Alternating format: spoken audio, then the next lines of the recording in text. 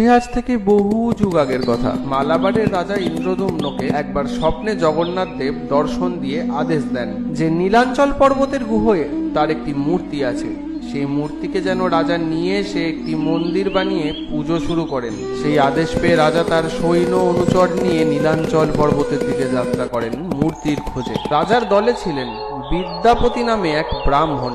তিনি শুনেছিলেন সবর জাতির লোকেরা এই নীলমাধবের মূর্তিটিকে নীলাঞ্চল পর্বতের গুহায় লুকিয়ে রেখেছেন এবং সেই জাতির প্রধান বিশ্ববসুর সাহায্য ছাড়া সৈন্যরা কোনোদিন মূর্তি খুঁজে পাবে না, কারণ বিশ্ববসু ছিলেন নীলমাধবের পরম ভক্ত।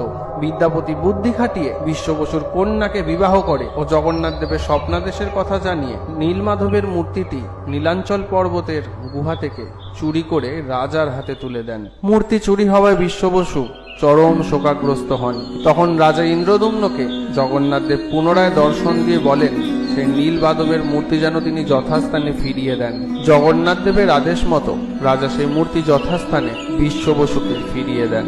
কিন্তু ততদিনে রাজা ইন্দ্রদম্ন পুরীর মন্দির প্রায় তৈরি করে ফেলেছেন। তাহলে সেই মন্দিরের কি হবে? জগন্নাথ দেবের মূর্তি কি তাহলে সেই মন্দিরে প্রতিষ্ঠা হবে না? সেই চিন্তায় রাজা কাঁদতে শুরু করলেন।